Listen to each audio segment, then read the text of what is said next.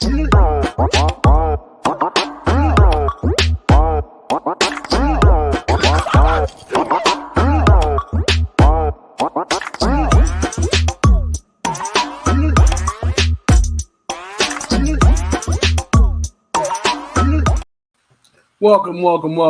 to Say Like a Champ, episode 194. It's your boy A-Dub. And your boy Strizzy. What's up, SLAC fam? Back in the building. This is a special edition of Say Like a Champ. This is kind of like a basketball edition, if you will. We are getting ready for the Western Conference Finals later on tonight, so we have it at a special time so that we can still watch the game because, we got some Laker fans, on the panel, and that's why we're coming to you a little bit early. But if you're catching us, also we are going to play the replay at our normal 6 p.m. time because this is the Tuesday tradition. But yes, thank you for rocking with us. And Strizzy, how you feeling tonight? I'm feeling good, man. We talked about this early on in the playoffs. I was super excited. I wanted this. I wanted this for our teams. So we definitely will talk about it. But we got the Miami Heat in the Eastern Conference Finals yet again, and your boys back to the Western Conference Finals, man. It is as it should be. You know what I'm saying? So that's what's up. Yes, definitely a lot to look forward to with that one getting started tomorrow. But we're gonna get into our topics real quick. But we want to welcome in Unk. Hello from Texas. What's up, Unk? Thank you for being with us. We also got Pops in the building. Good evening, Pops. What's up, Pops? And then we got Jonathan Cooley. What's good? What's good? And then also Stephanie Washington. Hey. Thank you for joining us. Sorry about switching up the time on everybody, but we appreciate y'all rocking with us so we can get in this Lakers game. So that's what's up. All right, I think we're gonna go ahead and get things started. We do want to give a shout out to our brother Mad Marcus. We love him very much, but he is busy. He's out doing some big things, so hopefully we'll hear a little bit more about that next time we get a chance to catch up with him. But until then, I think I'm gonna go ahead and pull up these graphics and we'll go ahead and get into our first topic before we jump on these previews. What's up next? Oh, let's check it out, man, real quick. Tune to NFL Talk. Let's get it. All right, NFL Talk. There's really no topics. It's kind of a blank canvas, you know what I'm saying? That's why we're starting off like this. Not too many graphics for NFL Talk, honestly. But one thing I did want to say is the schedule was released last Thursday, and the Chargers definitely won the schedule release. Every year it's becoming a new thing of, who can come up with the most creative way, right, to drop their schedule in the NFL. So all the media departments get their chance to kind of shine and so show their personality. So I definitely wanted to give a shout out to the Chargers, though. Theirs was fire, man. It was so dope, bro. Tell me what you thought about it. Dog, me, man. I'm a huge anime fan, right? So I've been an anime fan since I was a kid.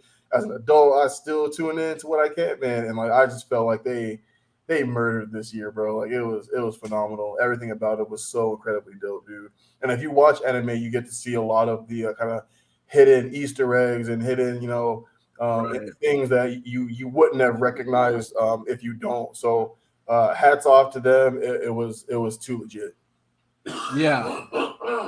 Yeah, it was dope. I was thinking, honestly, the video was cool enough to where I was kind of thinking we should do a breakdown of it as a separate video and talk about all the references. And I was going to say I needed your help, on some of the anime stuff. I know that there's some different things in there I probably missed, but just being a football fan and knowing football, I definitely see what they were going for. But I think that is worthy of a whole breakdown, and hopefully maybe we can do that soon where we'll just go through that and kind of talk about all the different references that they made. But some of them here, Bill Belichick's was super gangster, and then the Chiefs, the super fan that was a bank robber this last offseason, they used him as a reference. So that was really tough. Yeah. But that's what's up with that. But nothing really else for NFL talk. There's a few little things, minor things here and there, but we can get into it. We have a long offseason to go now that the draft has wound up. The schedule is out. So we'll be doing some previews and some breakdowns over the summer until kind of OTAs get going. So Jonathan Cooley says, what was the Pats reference? So it had Bill Belichick, and he was basically in stone, and he was connected, right, to a machine. And then he had all these monitors in front of him that had basically game film and live feeds from all the different stadiums, kind of like their footage, their stolen footage. So that was super tight. But it was he was just sitting there kind of halfway bored, but just watching everything, just taking everything in. So that was pretty cool. Dude, I decided to go out to North Carolina for the Texans game, so I'm gonna go watch Bryce and Stroud go at it, and then that's what's up. yeah, so one of my boys lives in North Carolina. He was like, "Yo, get out here for one of the games, and you can stay with me, and he'll buy the ticket." So I was thinking about going to the Minnesota game, but it's kind of early in the season. Um, but so just to be more realistic, I'm gonna check the Texans game out, and the Texans game is pretty not as expensive, so I want to check that out. And then I still want us to get to Dallas to see a Cowboys game too. And I think we play the Panthers. Actually, well, that's the thing. Yeah, the Cowboys play at the Panthers this year. Oh, that's right. It was a So, home game for us. I know I was thinking that would be a cool game to go to, but that's what's up, man. I'm glad you're gonna make it out there Yeah. and definitely probably get some content while you're at it. So that's what's up. You know it. That's gonna be a big matchup, but we'll see. I still think though Bryce Young is kind of a little bit better spot, based on what the Panthers have around him than the Texans. Oh, absolutely. But we'll see because I'm kind of rooting for D'Amico Ryans too. So yeah, Bragg. I feel that. All right, that's all we're gonna do for NBA or NFL talk. We're gonna go ahead and move into NBA talk real quick. And actually, first we're gonna go kind of other sports, but this is kind of our basketball edition. So this is basketball too. Becky Hammon and the Las Vegas Aces actually got in trouble earlier today, and was kind of interesting circumstances. But Dearica Hamby was recently given a big contract extension. And they actually were fined and they lost a draft pick because of improper promises, I guess, they gave during the contract negotiations.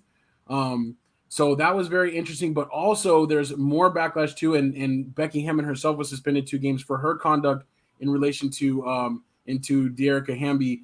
And she actually was making references to her like becoming pregnant and her not being available basically to be on the roster for this upcoming season.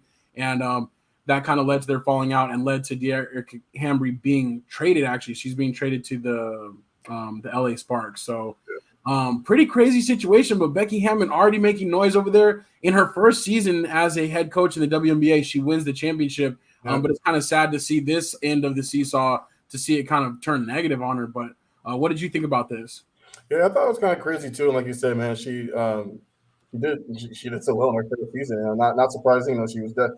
If you could learn under a coach in the NBA, who better than Pop, right? And I think that really, really helped out in the WNBA, winning a championship pretty handily, her first year, honestly. But seeing, the kind of like the backlash or the backside of it, the ugly side of it, kind of stinks, you know what I mean? So we'll see. Go bounce back. These things happen.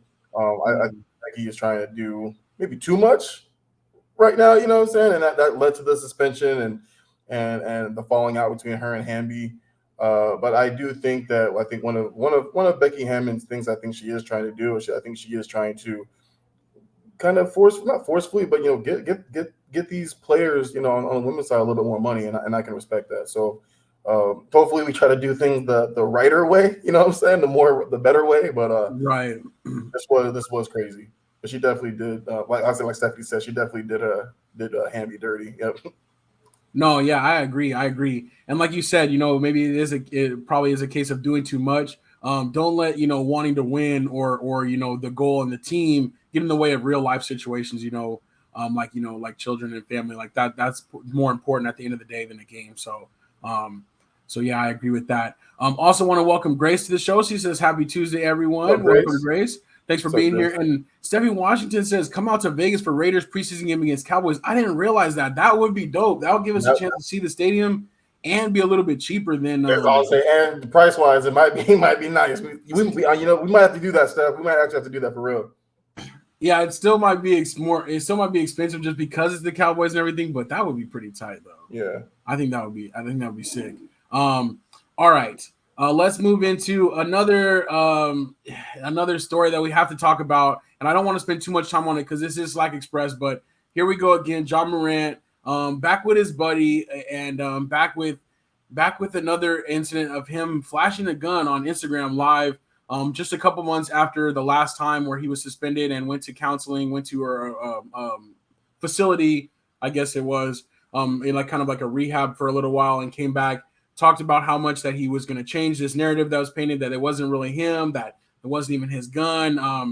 So Strizzy, what are your thoughts on Ja Morant now after this one, and what do you think he's facing next? They suspended him immediately, but I say one, suspend him indefinitely, which seems like that's what it is. They didn't give a time frame. when he'll be back to be able to, and go indulge, if you will, in Memphis activities. But number one, suspend indefinitely, right? Like this literally goes to show he learned absolutely nothing, right? Like Right. This was not only was it too soon after the first incident, but it's the same exact incident. This isn't something different, right? It's not like, oh, he had the gun incident and then he kept hanging out with his boy and maybe they got in trouble at a club for something totally different. Like, no, it's the literally same exact thing on live with a gun that he just like everything, right? He just got done talking about, when the Lakers beat them in the playoffs, how his off the court stuff, right? Yeah, his off the court stuff, really like hurt them. And dog, 2 weeks later, this, you know what I mean? That's unfortunate. It sucks too because it really puts the Memphis Grizzlies in a bad spot, right? Do you want to lose a superstar like Ja at this point for probably nothing, right? Because another franchise who's going to want to possibly take him on is going to say, all of the risk is on us. We can't give you X amount of first round picks. We're not going to give you, another superstar of the same. We're taking the risk. Yeah, equal value. So, it's not a bad player to be stuck with. He's amazing, right? Like we know this, but at the same time, it's like, can we trust him? And when you lose trust in somebody, you essentially lost everything. And I don't know what it is. He's only 23 years old, but for whatever reason, he still doesn't understand the type of impact that he has on so many other people, kids included, not just himself. You know what I'm saying? And we talked about this the last time it happened. Where's his dad, man? Like or somebody, just anybody. His mom too. His mom's around. Like somebody's got to get in there and really let him. Like, because let's be honest, man. Like it's not just his money; that's his family's money too. You know what I'm saying? Right. At the end of the day, like you want to be able to provide and take care of your family. Well, this is how you do it. And you're messing with your money. You're messing with hundreds of millions of dollars, not thousands of dollars. 230 million to be exact, and that's just your NBA contract. Don't mess this up. Right. No, I agree completely. And I think that the timing is poor. It's never a good time for this, but the fact that it is the offseason, that this is going to linger, this is going to be the one question, that there's nothing really he can do to prove anybody that, okay, I've changed or I'm back on the right track or anything like that. It's going to be a story for a long time, and we'll see how long he ends up suspended. I think potentially all of next year. And I think he's going to have a lot of time to sit around and think about everything. And that's going to still come with some type of taboo around his name, like, regardless as he moves forward. So, thank you for joining the show, Kelly. Kelly's here tonight. She says, give me the money and I'll do something better with it. For sure. Absolutely. Like, that's just, that's such an opportunity. And especially, in the NBA where it is essentially guaranteed money, but it can be taken away depending on how far things go. But yeah. Unk says Ja lost $40 million this past week in incentives, but he's hood. And that's the thing. It seems like he wants to prove that he's hard, but it's like you don't have to do anything. You don't have to do that. You're a basketball player. Like seriously, just just chill, just do your thing. But he's dead set on trying to be a rapper more so than a basketball player. So. And really just the rapper lifestyle. Like it's like dude don't even fake rapper lifestyle, right? Like I mean, I was saying it the other day, it's like your life's not like a music video, you know what I'm saying? Like you're riding around the car with your boy, like flashing your gun and stuff like that. That's just exactly. That's kind of immature, it's reckless. And I appreciate the comments from the slackers as well.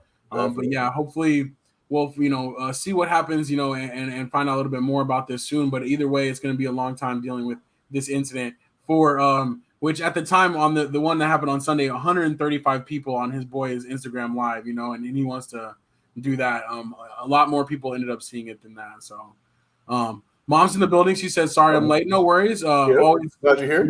Always a good time to join. No worries. But all right, we'll keep it moving. We got a few more things to talk about before we can do these previews. And that is some exits. We got the Knicks. Nothing really too much to say here. I don't want to say that they overachieved, but this is kind of who they were, right? Second round exit team. Mm-hmm. Any thoughts on the Knicks, really? I got to give a little bit of a shout out to Brunson. You know what I mean? Like, honestly, like I didn't I didn't think he was this good. You know what I mean? In a sense, I really didn't think him going to the Knicks was going to be that.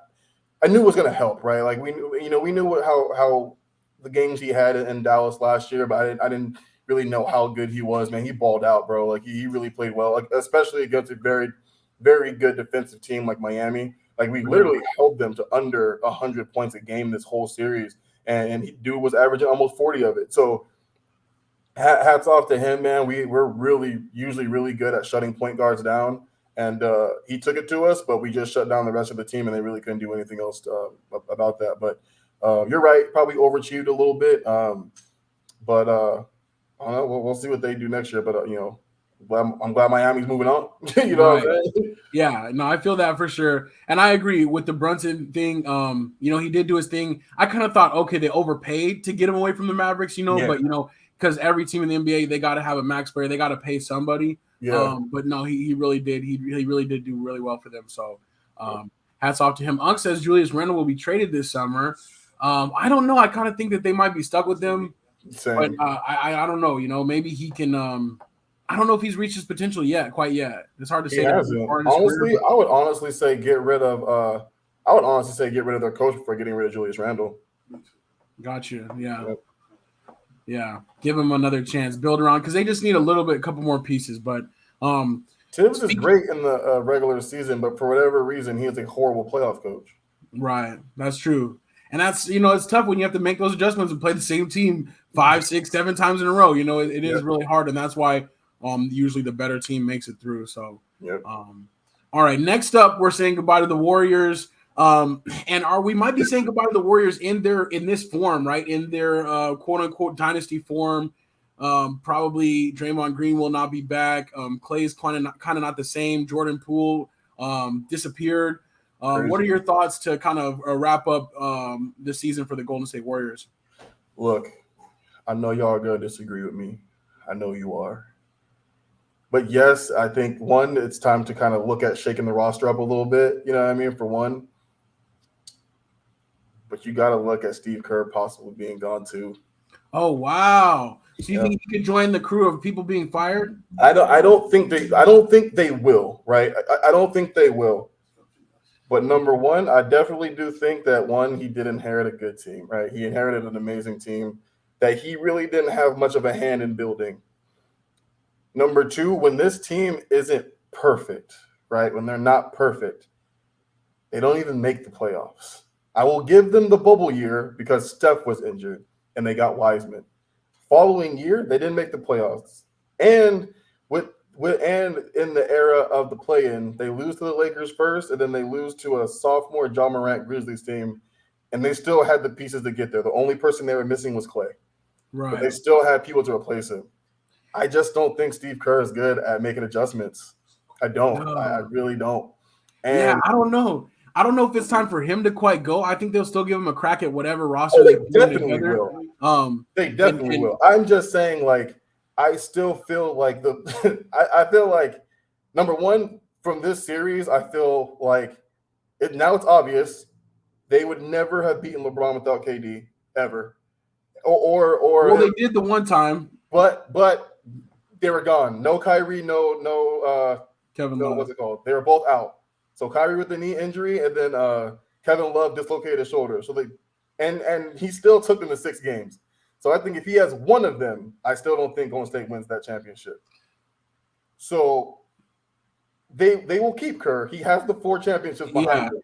But I think you kind of got to start really looking at what he's able to do in regards to developing players. Because aside from his 3, he hasn't really done a good job with it.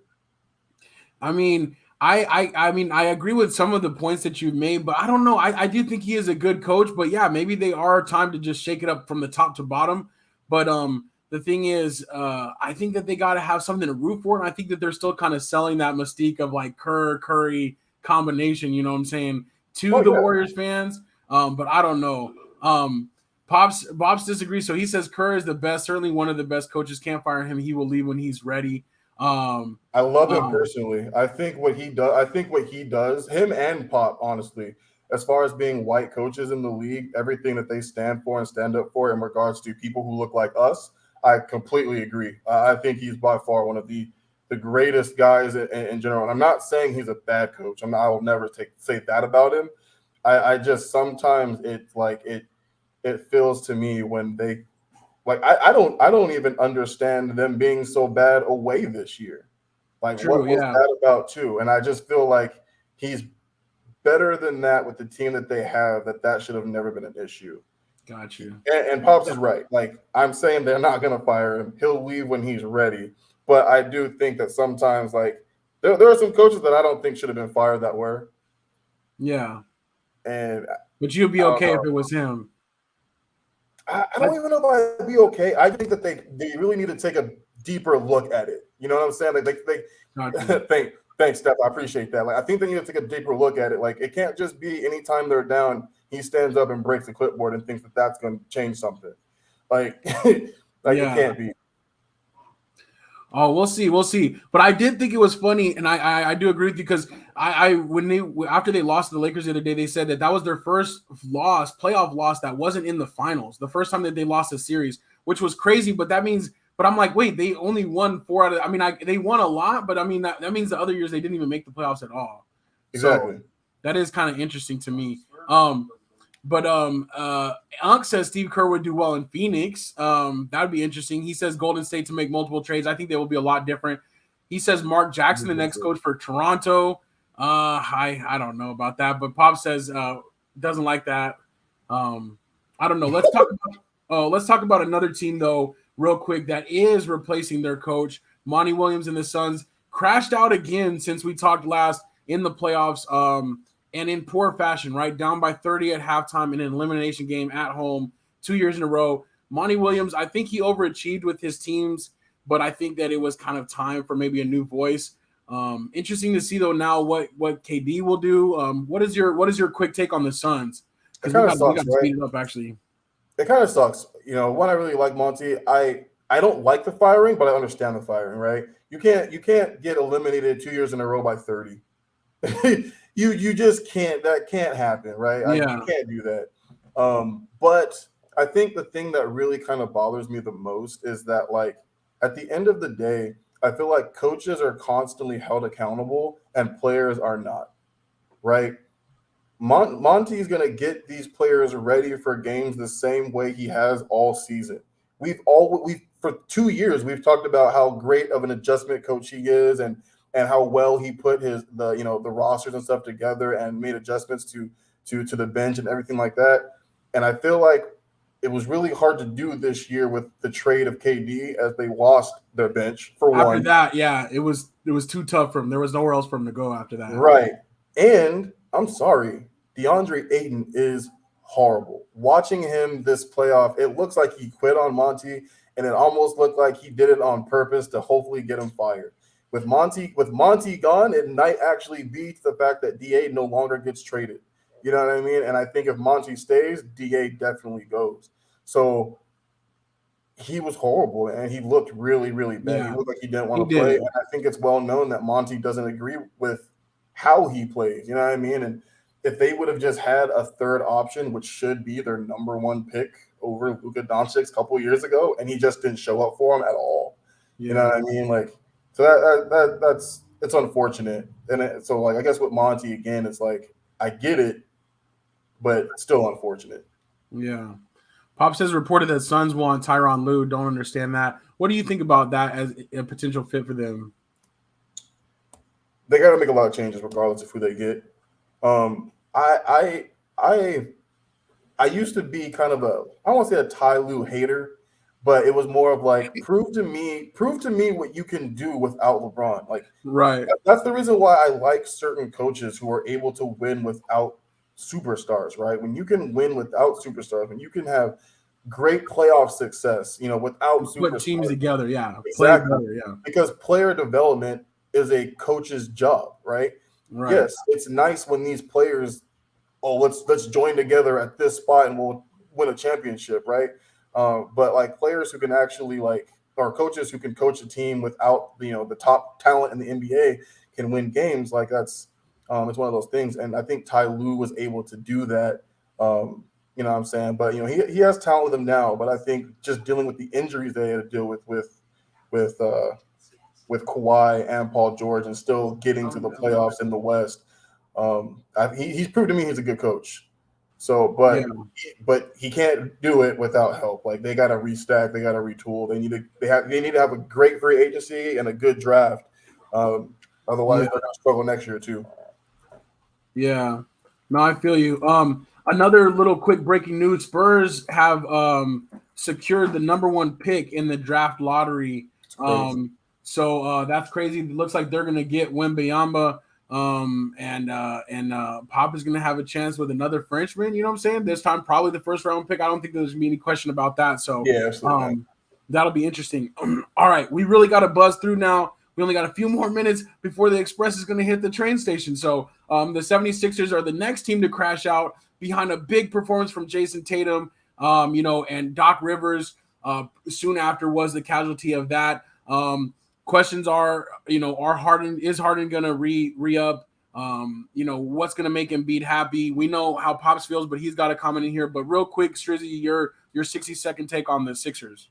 For sure, man. One thing about Doc Rivers is I think Doc Rivers has been holding on to that Celtics championship for a little too long.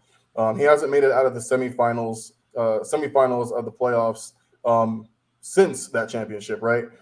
Between the 76ers or the Clippers. So I think same thing I just talked about. He's had some great superstars, but where's the coaching? Where's the player development? When they grabbed James Harden, you look at a guy like Tyrese Maxey, who had a great year prior to James, and then as soon as James gets there, he just kind of falls to the wayside, right? And I think that really helped or hurt his development. So honestly, I'm not surprised to see Doc go. I was actually thinking that they were going to let him go after that blow up.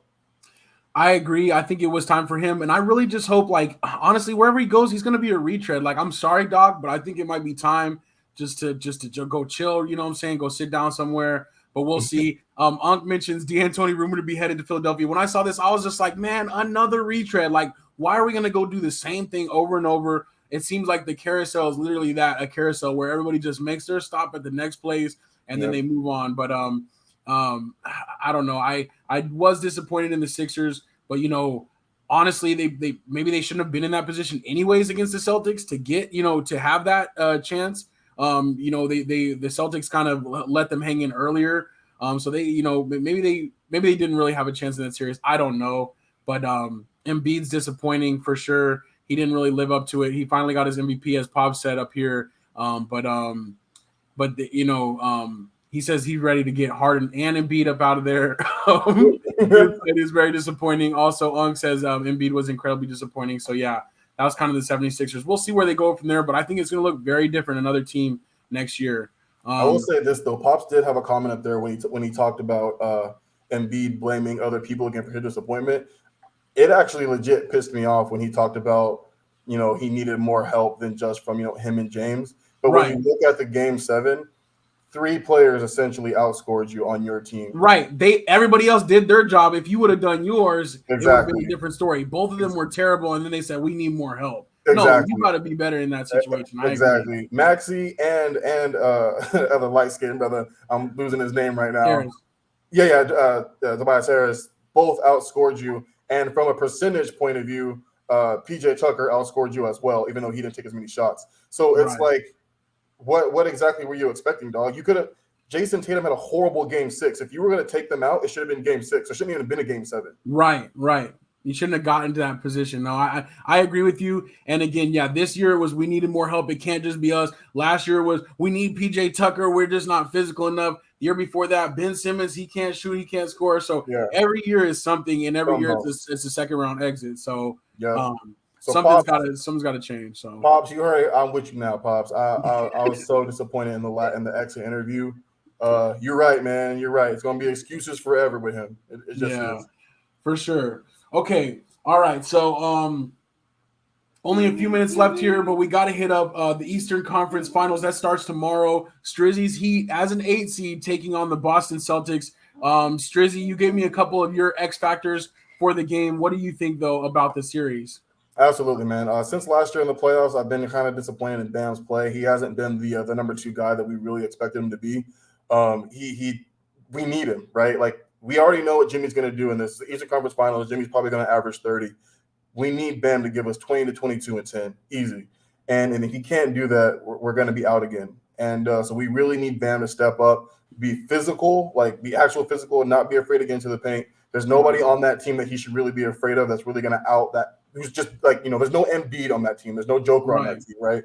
They don't play Grant Williams enough, so. Exactly. And Grant Williams we're not worried about. So yeah.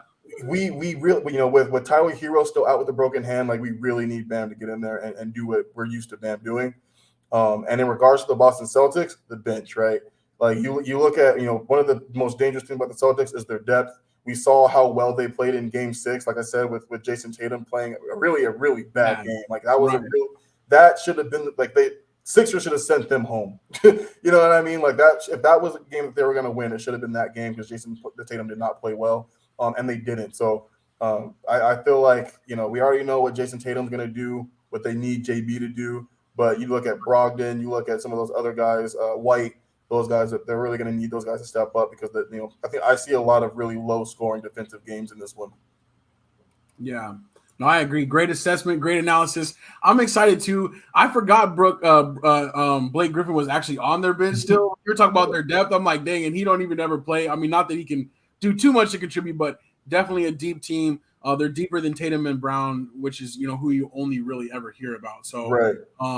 I think that the Heat, though, are kind of being disrespected in this series. As far as at Vegas, the odds are heavily against them. Mm-hmm. And I don't really understand why, especially because these teams have faced off 3 of the last 4 times in the Eastern Conference Finals. Yeah. They know them very well. And Jason Tatum, like, they went there last year, yes, but I'm still not really sold that, in some of those big games that he kind of folds up. Now, of course, I'm saying that days after Game 7, 51 points, but is that going to be the norm, Is that going to be or is that an anomaly, And I think that the Heat, Jimmy Butler, he's just that veteran. He might kind of punk him. He's going to be the person that I'd rather put my chips on. So I think that the Heat are going to do it this time. I'm excited to see that series, but it's going to be very close, and the defense will be highly contested. So that's going to be exciting. Oh, go ahead. Oh, my bad. I was like, every time we play the Celtic, even going back to the bubble, it goes to 7. So yeah, it's going to be a fight, man. It's going to be a battle. I love watching Jimmy go against JT, because he definitely always gets in his head. He talks crap and he gets into him. So we just gotta monitor those 50-point games. I think we'll be all right, man. I think we'll be all right. Yeah, I think so too. So I like it. Unc was joking earlier. You need Udonis Haslem back. Definitely don't need that. Relax. All right, let's move over to the West. The Lakers, Denver, which is tipping off in just a couple minutes here. So we're gonna check that out. But I think really the key, of course, and this is the key last time, is AD versus Jokic. But this is AD is the best person, the best big man that he's seen so far. He was going against Ayton. We talked about, Ayton disappeared last series, and then in the first series, I can't even remember who they played now all of a sudden, the Jazz. So not exactly the same there either. I'm really looking for AD to have a big series, but the other thing that I think that is really going to be sneaky for the Lakers is Jamal Murray. When he goes off, it's a scary thing, and they were able to neutralize him last time when he was in the bubble, and that was when he first really came out and started really emerging as a scorer like that, a takeover type scorer. But now, man, in these last 2 years, I feel like him and Jokic have both gotten better than where they were then. So it's going to be tough. I definitely think it's going to be tough. The other factor is the Lakers bench, right? Those guys that they traded for, and of course Reeves. What are they going to be able to do to really, give the Lakers that depth they need? I'm really looking for D'Angelo Russell to be that kind of third star that he's supposed to be. He hasn't really broken out yet. Can we get some consistent games from him? And then, of course, I just love Rory. And then lastly, real quick, LeBron, we have to talk about the GOAT. Honestly, what would this do for his legacy? I think it would be pretty crazy, because this would be the most unlikely championship of all of them, especially considering where they started at. And I'm just really hoping to see them take one more step. So we'll see what's up. But Pops is on me because I was talking about Lake Goat. I'm just messing around, Pops. But I'm just messing around. We all know you don't have to come and fight me about it. But I do think that would be a big thing for LeBron at this point, and I'm still looking for him to have like one of those takeover games. He hasn't really had it. He's had great games when everything's going well, but is he going to be able to be a difference maker in this series? We'll see. So your thoughts on the Lakers series, real quick, though. Oh, super quick, man. So like one of the biggest things that when LeBron was in Miami, when Spo forced him to get to the paint a little bit, Yeah, I think he's got to do it, man. Like when LeBron's in the post, he's so good, dog. Like because you have to respect the double team, and he's one of the best passers, if not one of the best passer in the league right now.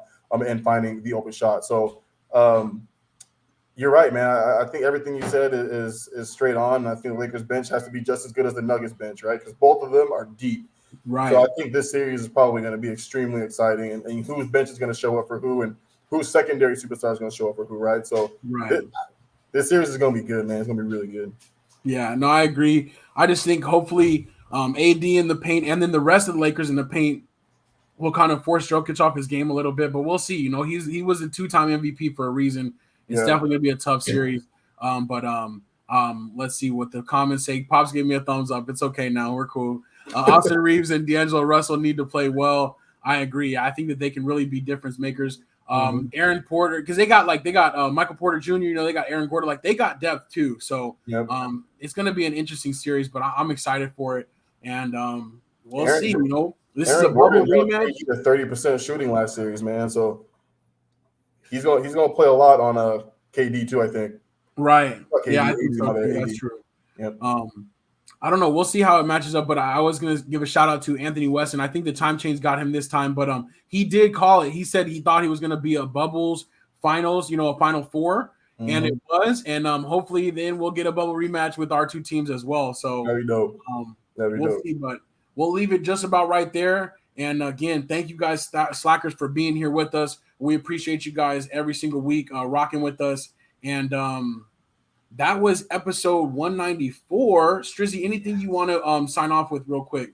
No, man, just again, thank you, Slackers, for your flexibility. You know what I'm saying? I know it's a little earlier than usual, but you know, both our teams right now in the conference final, so we're trying to watch them as much as we can. So we do appreciate you guys as always. We love y'all.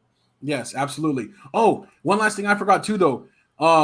For Sebastian, for my nephew's books are coming up really soon. That's already coming up soon. We're already in the middle of May. That's going to be early June. So the link in our bio or saylikeachamp.com, you can go to that and you can click on there. The books are $5 if you want to donate a book.